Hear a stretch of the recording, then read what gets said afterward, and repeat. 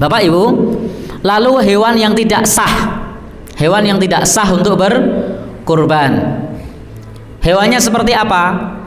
Yang tidak sah ini mudah kita ingat, atau kalau kita bagi, bisa kita bagi menjadi dua kriteria. Pertama adalah kriteria sah, yang kedua adalah kriteria sempurna. Jadi ada kriteria sah, ada kriteria sempurna. Hewan yang tidak sah itu yang cacat salah satu dari 4 atau keempat-empatnya, maka ini tidak sah. Maaf Bapak Ibu, kalau misalnya ada cacat selain yang 4 bagaimana? Maka statusnya adalah sah. Jadi cacat selain yang 4 statusnya adalah sah, tetapi tidak sempurna. Nah, kalau yang sempurna, sempurna itu tidak cacat yang 4 dan tidak cacat yang lainnya. Hewannya juga gemuk. Ini namanya sempurna. Lalu apa saja yang 4 ini? Nabi bersabda, la tajuzu fil adhahi. Arba'un la tajuzu fil adhahi. Ada 4 hewan yang tidak boleh digunakan untuk kurban. 1, al-aura'u al-bayyinu auruha. Buta, jelas butanya. Buta itu buta, hewan yang tidak bisa melihat. Kalau bahasa Jawa ini mungkin rodok kasar, karena untuk hewan. Jadi hewan yang buta, yang tidak melihat, misalnya katarak, atau misalnya retinanya lepas, atau misalnya menderita yang lain, tidak usah diperiksakan ke dokter mata, silinder apa minus, tidak usah, pokoknya asal tidak melihat jelas, maka dia tidak boleh untuk berkurban. Tetapi kalau tidak jelas masih boleh. Mata terlihat putih tapi makan normal, jalan normal, tidak nabrak-nabrak, bisa membedakan mana makanan mana bukan, maka termasuk tidak jelas, masih boleh. Yang kedua, wal maridatul bayyinu marduha. Sakit yang jelas sakitnya. Jadi kalau sakitnya jelas, itu tidak boleh untuk kurban. Tapi kalau sakitnya tidak jelas, masih boleh untuk kurban. Apa sakitnya tidak jelas? Setelah disembelih ususnya berontok. Berontok itu apa ya? Bahasa Indonesianya apa berontok itu? Ada yang tahu? Guru bahasa Indonesia ada di sini. Bisa bantu saya? Apa bahasa Indonesianya berontok? Ya, saya tidak tahu. Pokoknya begitu. Misalnya ususnya berontok. Ini kan tidak kelihatan. Atau hatinya ada cacingnya. Ini termasuk tidak jelas. Maka kurbannya tetap sah, tidak perlu diganti karena tidak kelihatan. Kecuali kelihatan, oh itu hatinya tuh ada cacingnya misalnya. Tapi bagaimana cara melihatnya? Kemudian sakit-sakit yang tidak jelas lainnya itu boleh. Tapi kalau sakitnya jelas, gudigen jelas, ungkris-ungkrisen jelas. Walaupun saya tidak tahu makna ungkris-ungkrisen itu apa. Entuk seko radio. Itu iklan bio moringa. Nah, jadi disebut begitu, ungkris-ungkrisen. Nah, nanti yang pakar bahasa Jawa tolong saya dibantu. Apa itu ungkris-ungkrisen? Yang jelas kalau misalnya sakit, jelas sakitnya seperti gudigen, ungkris-ungkrisen, atau sakit yang lainnya yang jelas sakit, tidak boleh.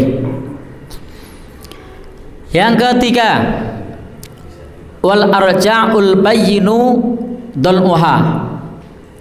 Yang pincang jelas pincangnya.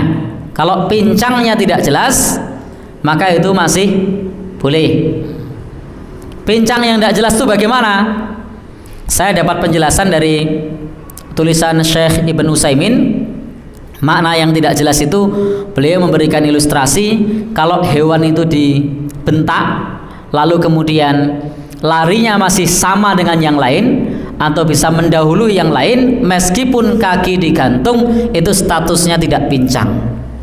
Jadi silahkan hewannya dibariskan dengan yang lain, lalu kemudian dibentak, baik, ternyata kemudian larinya masih kenceng bareng dengan yang lain atau mendahului, maka tidak termasuk pincang yang jelas, sehingga masih boleh untuk berkurban. Tetapi ketika dibentak dengan sekali bentak atau beberapa kali bentak, ternyata kemudian jatuh paling belakang, nubruk-nubruk, ngeruyui, nah maka di situ berarti dia jelas pincangnya, tidak boleh digunakan untuk berkurban.